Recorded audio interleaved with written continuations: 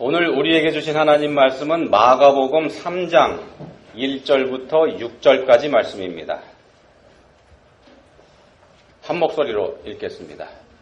예수께서 다시 회당에 들어가시니 한쪽 손 마른 사람이 거기 있는지라 사람들이 예수를 고발하려 하여 안식일에 그 사람을 고치시는가 주시하고 있거늘 예수께서 손 마른 사람에게 이르시되 한가운데에 일어서라 하시고 그들에게 이르시되 안식일에 선을 행하는 것과 악을 행하는 것, 생명을 구하는 것과 죽이는 것 어느 것이 옳으냐 하시니 그들이 잠잠하거늘 그들의 마음이 완악함을 탄식하사 노하심으로 그들을 둘러보시고 그 사람에게 이르시되 내 손을 내밀라 하시니 내밀매 그 손이 회복되었더라.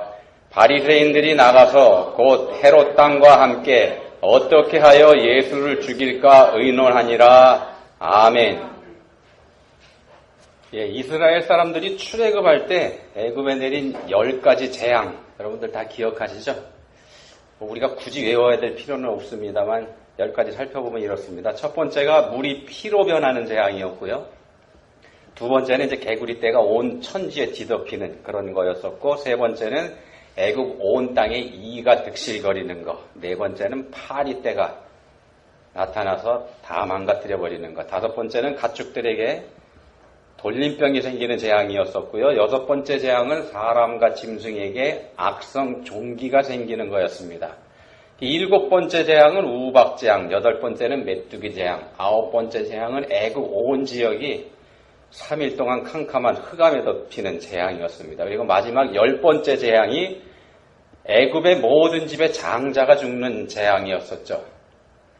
여기가 클라이막스입니다. 앞에 9가지 재앙은 모든 집의 장자들이 죽는 이 10번째 재앙을 향한 하나의 과정 또는 예고의 성격이었다. 우리가 이렇게 해석해 볼 수도 있습니다. 재앙이 계속돼도 꿈쩍도 하지 않았던 애굽의 절대 권력자 바로, 이 바로가 마침내 자신의 장자를 포함한 애굽의 모든 집들의 장남들이 한날 한시에 죽는 걸 봤을 때 항복하지 않을 수 없게 됩니다. 재앙이 10번이나 내린 거, 이거 결코 적은 숫자 아닙니다. 근데 만약에요, 이 10번째에도 하나님께서 장자들이 죽는 재앙이 아니고 앞에 했었던 9가지 재앙하고 비슷한 재앙을 내리셨다면 바로가 틀림없이 그것도 버텼을 겁니다. 항복하지 않고. 이렇게 재앙이 10가지나 내려야 됐던 이유, 10번째도 이런 재앙이 아니었으면 틀림없이 버텼을 거라고 말씀을 드렸는데 이 사람이 그렇게 했던 이유가 뭘까? 처음 한두 가지 재앙이 내렸을 때 이집트의 바로가 일찌감치 항복했더라면 얼마나 좋았을까? 재산적인 손실도 안 났을 테고 생명도 많이 건지고 그러지 않았겠습니까? 근데 이 미련한 바로가 끝까지 버티다가 마침내 자신의 후계자를 포함한 이 애굽의 모든 백성들의 장남을 한날에 다 잃어버리는 끔찍한 재앙까지 경험하게 됩니다. 바로가 이렇게 미련을 떨었던 이유, 성경에 나와 있습니다. 왜 이렇게 미련을 떨었을까? 재앙이 내릴 때마다 반복되는 말씀이 성경 출애굽기에 나와 있습니다. 다 관심 없이 읽으셨을 것 같은데 지금 말씀드리면 기억이 날 겁니다. 이런 말씀이 있습니다. 바로의 마음이 완악하였다. 첫 번째부터 9번째 재앙까지 이 말씀이 반복이 됩니다. 바로의 마음이 완악하여, 또 바로가 마음을 완강하게 하여, 이런 말들이 첫 번째부터 5번째 재앙, 그리고 7번째 재앙에도 반복이 됩니다. 6번째 재앙하고 8번째, 9번째 재앙에서는 조금 다르게 표현이 되는데 거기 뭐라고 되어 있는가 하면요, 이렇게 되어 있습니다. 여호와께서 바로의 마음을 완악하게 하셨으므로, 다 마음입니다. 9번의 재앙 이야기에서 바로의 마음이 완악하였다는 말씀이 6번 나오고요. 그리고 하나님께서 바로의 마음을 완악하게 하셨다는 말씀이 3번 나옵니다.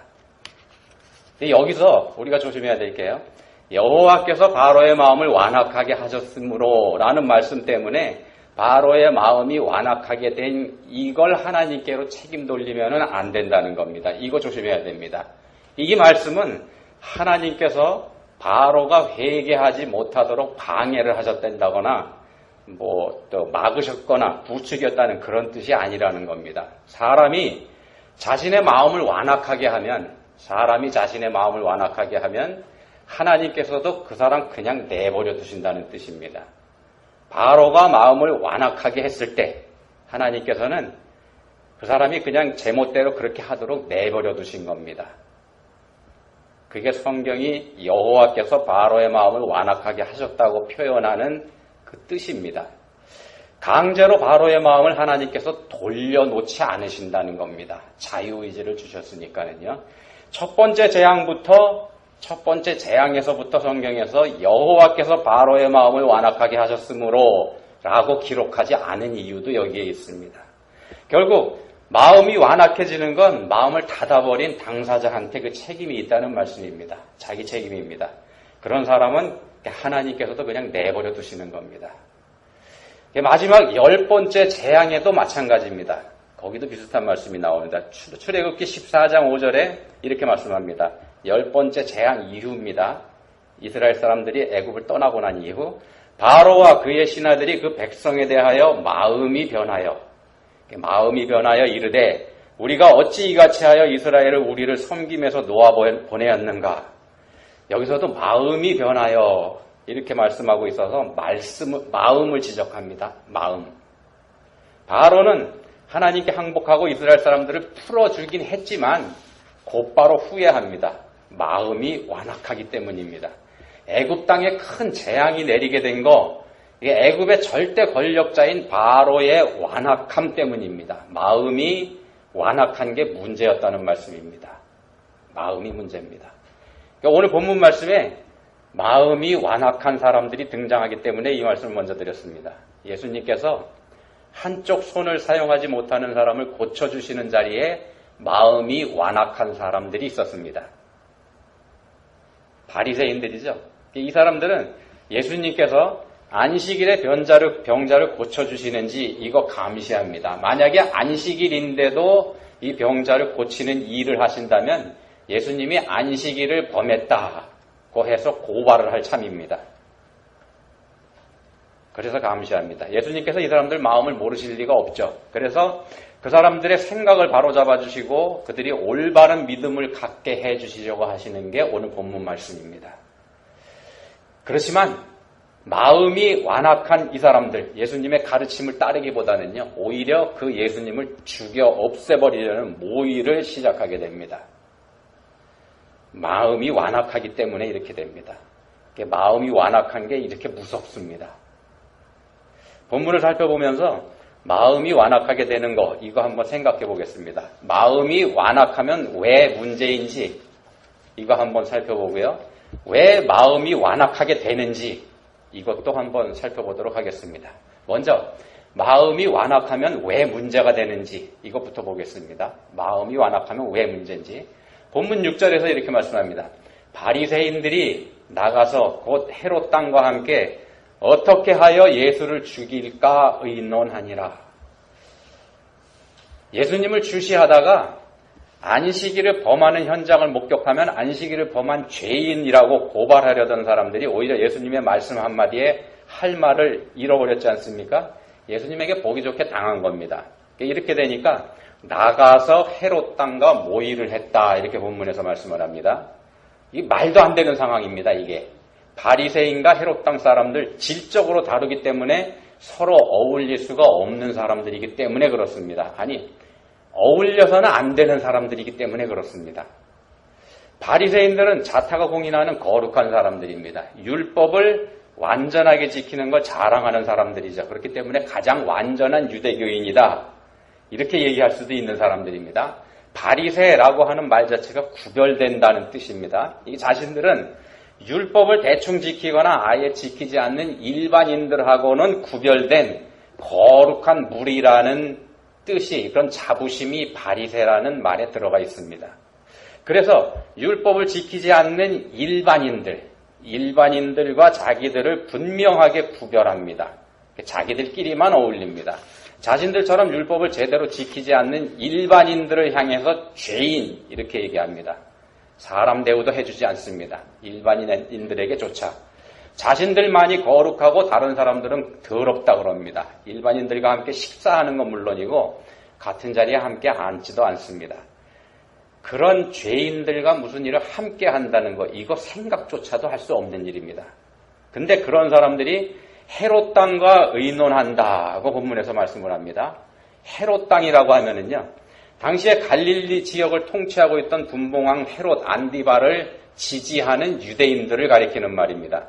우리가 잘 알고 있는 것처럼 헤롯 가문은 유대인이 아니지 않습니까? 이스라엘 사람이 아닌 이두메 사람이죠. 야곱의 쌍둥이 형제인 에서의 후손들입니다. 야곱의 후손들인 이스라엘 사람들, 유대인들은 에서의 후손들은 자기네 동족이 아니다 이렇게 합니다. 자기네 동족으로 인정하지 않습니다. 조상들이 쌍둥이 형제인데도요. 그래서 이두메 사람인 헤롯을 자기들의 왕으로 인정하지도 않지 않습니까? 근데 헤롯 땅 사람들은 그 헤롯을 지지하면서 당시 유다 나라를 지배하고 있던 로마 제국에도 친화적인 그런 사람들이었습니다. 이 사람들은 종교 집단이 아니고 정치 집단입니다. 반민족적이면서 비애국적인 그런 집단의 사람들이죠. 유대교의 입장에서 보면은 더러운 이방인들과 연결돼서 자신들의 정치적 이익을 추구하는 더럽고 추한 사람들이 바로 이 헤롯 땅 사람들이 셈입니다. 바리새인들이 죄인이라고 하는 일반 유대인들조차 그다지 좋아하지 않는 그런 사람들입니다. 근데 유대인 중에서도 정통을 자랑하는 바리새인들이 매국적인 집단인 헤롯 땅과 하나가 돼서 예수님을 죽이려는 모의를 시작하는 겁니다. 도저히 어울릴 수 없는 사람들이 함께 어울리고 있다는 말씀입니다.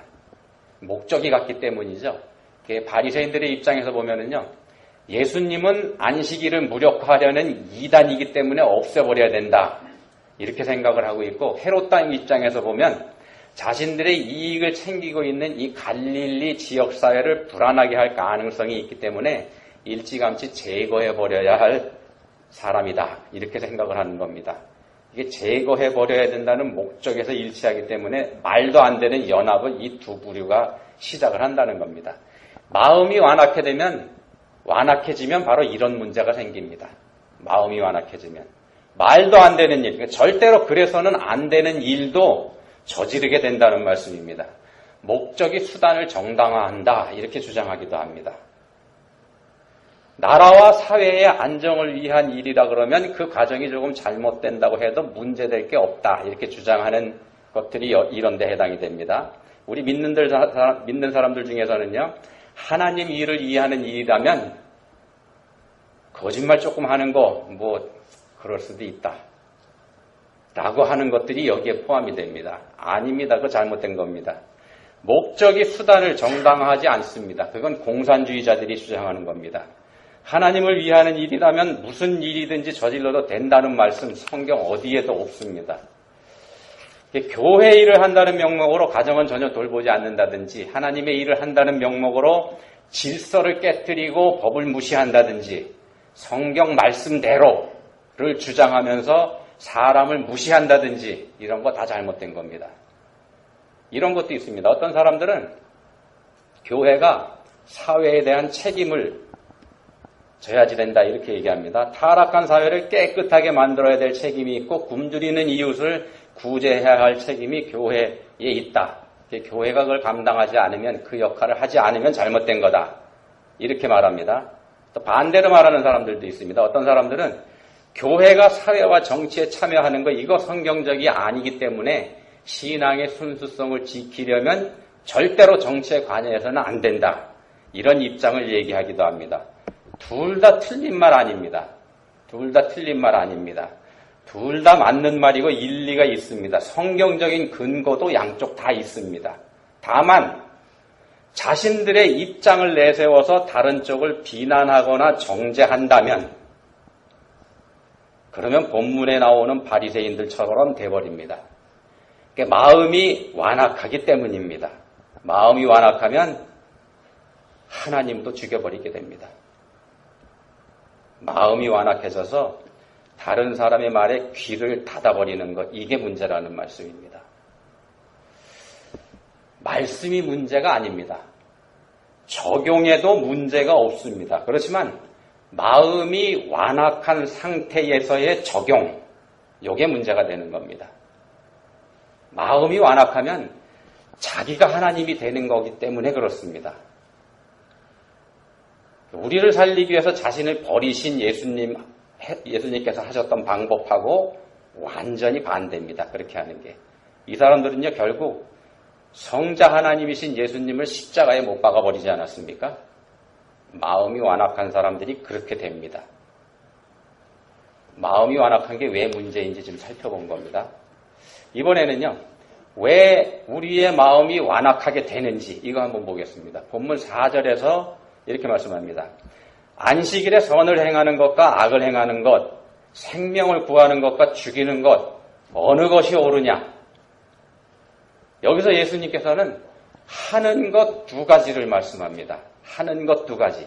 선이나 악을 행하는 것, 생명을 살리거나 죽이는 것, 이 두 가지 하는 것을 비교하시면서 둘 중에 어느 것이 옳은지 이걸 물어보십니다. 예수님을 고발할 핑곗거리를 찾고 있는 바리새인들의 허점을 찌르는 그런 질문입니다. 이게 당시 유대 사람들이 생각하는 안식일은요, 하지 않는 날입니다. 하지 않는 날. 하지 말아야 될 일들이 꽉 차 있는 날이 안식일입니다. 일하지 않는 거에서부터 말입니다. 안식일에 담이 무너져서 사람이 담 밑에 깔렸다고 가정을 했을 때 만약에 깔린 그 사람이 죽었다 그러면은요, 안식일에 끝날 때까지 그 사람 내버려둬야 됩니다. 시신을 치우면은 그가 안식일에 일을 한 게 되기 때문에 그렇습니다. 만약에 그 사람이 죽지 않고 살아있다 그러면 꺼내줄 수 있습니다. 그건 됩니다. 이 사람이 내버려두면 죽는다는 전제하에. 안 죽을 것 같으면 그것도 내버려둬야 됩니다. 꺼집어냈는데 이 사람이 상처를 입었죠. 상처에서 피가 난다. 그러면은 붕대로 감아줄 수 있습니다. 피가 나면 죽으니까 말입니다. 근데 거기다가 약을 발라주면 안 됩니다. 왜 그러냐면 약을 바르면은 이게 일을 하지 않습니까? 안 되는 겁니다. 그래서 그 당시 율법을 이런 식으로 유대인들이 적용을 했다는 겁니다. 이 일에 철저했던 사람들이 바리새인들이고요. 자, 그런 사람들에게 예수님께서 하지 말아야 되는 거, 해서는 안 되는 거, 이게 아닌 하는 거, 해야 되는 거, 이걸 질문하시는 겁니다. 이게 이 사람들의 완악한 생각을 깨우쳐주시려는 목적이 여기에 들어가 있습니다. 마음이 완악한 게 문제이기 때문에 이렇게 하시는 겁니다. 마음이 문제입니다. 마음이 문제입니다. 성경에서 완악한 마음을 가진 사람, 두 사람을 한번 비교해 드리겠습니다. 똑같은 이름을 가진 사울이라는 사람입니다. 두 명의 유명한 사울이 있습니다. 한 사울은 이스라엘의 첫 번째 왕인 사울 왕이고요. 두 번째 사울은 나중에 바울 사도로 변하는 바리새인 사울입니다. 먼저 사울 왕을 보면은요, 이 사람은 거인 골리앗을 물리친 어린 다윗 때문에 마음이 완악해집니다. 다윗이 골리앗을 이기고 돌아올 때 사울이 죽인 자는 천천히요 다윗은 만만이로다 이렇게 노래하는 소리를 듣고서 마음이 완악해 됩니다. 마음문을 확 닫아버립니다. 그리고 다윗을 죽이려고 무던히 애쓰지 않습니까? 결국 실패했죠. 그리고 블레셋과의 전쟁에서 비참한 죽음으로 자신의 삶을 마감해버리고 맙니다. 그렇게 끝나고 맙니다. 이게 사울 왕의 마음이 완악했기 때문에 이렇게 흘러가 버렸습니다.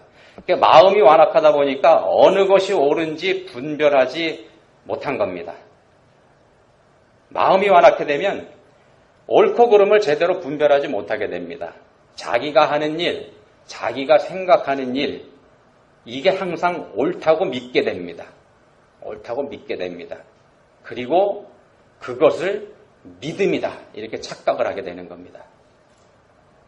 또 다른 사울, 나중에 바울 사도로 불리게 되는 바리새인 사울, 이 사람은 좀 달랐죠. 이 사람도 마음이 완악하기는 마찬가지였습니다. 그렇지만 달라졌습니다. 마음이 완악할 때에 사울, 교회를 잔멸하기 위해서 물불을 가리지 않았습니다. 어떤 게 하나님을 위하는 건지 제대로 분별하지 못했었습니다. 자신의 믿음대로 예수 믿는 자들을 없애버리는 게 하나님 위하는 일이다 이렇게 생각했습니다. 그렇지만 다메섹 도상에서 예수님을 만난 이후 이 사울이 달라지지 않았습니까? 마음을 열었습니다. 어느 게 옳은지 다시 생각하게 됐습니다. 다시 생각했습니다. 자신이 그때까지 알고 믿어왔던 거 이거 다시 돌아봤습니다. 그 결과 이 사울은 위대한 사도 바울로 거듭나게 됩니다. 마음의 완악함을 버린 결과입니다. 마음이 완악했던 두 사람이지만은요, 그 완악한 마음을 끝까지 버리지 않은 사람하고 마음의 완악함을 버리고 하나님께 마음을 열어드린 사람, 이렇게 극과 극으로 갈리게 됩니다. 그렇다면은 우리가 선택해야 될 길, 이거 분명하지 않습니까? 완악한 마음을 그대로 가지고 있으면 망합니다. 우리도 완악한 마음을 버리지 않으면 망합니다. 그렇지만 완악한 마음을 버리고 성령님께로 마음을 열어드리면 우리의 삶이 새로워집니다. 자, 그러면 우리의 마음이 완악해지지 않으려면 어떻게 해야 되나? 본문에서 예수님께서 질문하십니다. 어느 것이 옳으냐?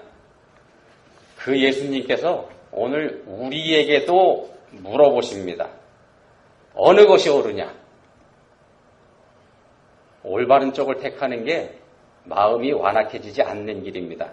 옳지 않은 길 고집하면 망하게 된다는 말씀입니다. 그러면 어느 쪽이 옳은 길인지 이건 어떻게 구별할 수 있을까? 구별해야 그쪽으로 갈 거 아니지 않습니까? 본문 한번 잘 살펴보시기 바랍니다. 본문에 보시면 예수님과 바리새인이 등장합니다.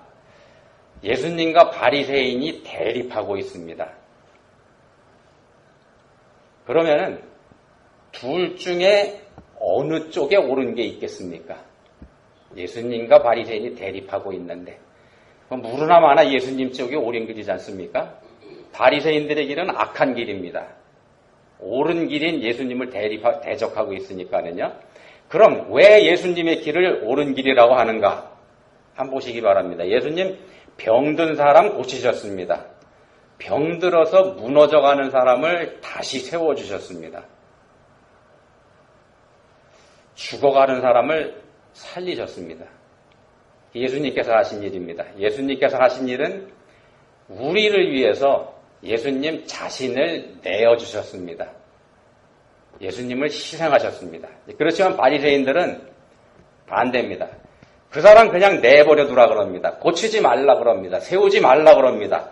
살리지 말라 그럽니다. 이 사람들은 자신들 위해서 다른 사람이 죽어도 상관하지 않는 사람들입니다. 둘 중에 어느 쪽이 옳은지 확연하게 구분이 되지 않습니까? 이렇게 보면 내 생각과 성경에서 말씀하는 게 대립한다 그러면 내가 생각하고 있는 거 성경에서 말씀하는 거 대립한다 그러면 둘 중에 어느 쪽이 옳은 거겠습니까? 당연히 하나님 말씀이 옳은 거지 않겠습니까? 본문의 바리새인들은 자기들이 옳다고 믿었습니다. 우리가 만약 우리 생각이 옳다는 거 끝까지 고집하면은 우리도 바리새인들처럼 될 수 있다는 겁니다. 우리 자신이 옳다고 믿어져도요.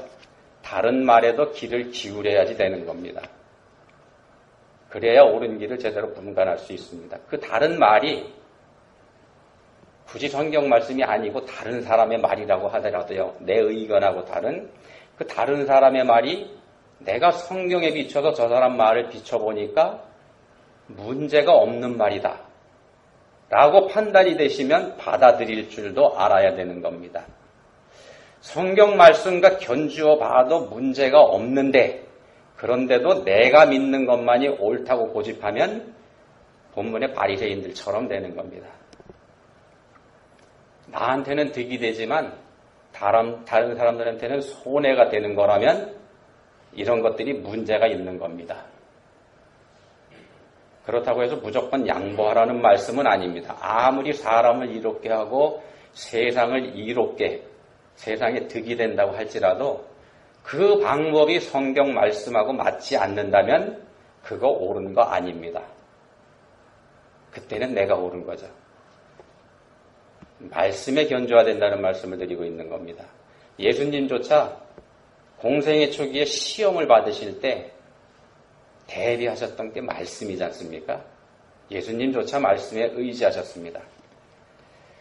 내 생각을 예수님께서도 인정해 주실까? 이런 질문 해보실 필요가 있습니다.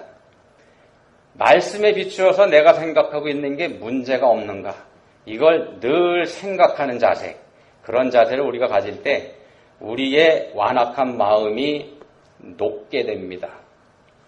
우리가 그렇게 마음을 열면 성령 하나님께서 우리 마음에 들어와서 우리를 도와주시기 때문에 그렇습니다. 예수님께서 물어보십니다. 여러분에게. 어느 것이 옳으냐? 이 질문에 여러분들 솔직하게 대답하시는 분들 되시면 좋겠습니다. 기도하시겠습니다. 하나님 아버지, 저희 마음의 완악함을 돌아보게 해주셨습니다. 어느 것이 옳으냐? 이렇게 물으시는 예수님 앞에 저희 자신을 세워야 한다는 거 알게 해주셨습니다. 알게 해주시니 감사합니다. 이제는 간절히 원하오니 저희에게 마음을 열 수 있는 용기와 믿음 주시기 원합니다. 어느 것이 옳으냐고 저희에게 물으실 때 저희가 솔직해질 수 있게 해주시기 원합니다. 그리하여서 바른 길 가게 해주시기 원합니다. 저희를 도와주십시오. 예수님 이름으로 기도합니다. 아멘.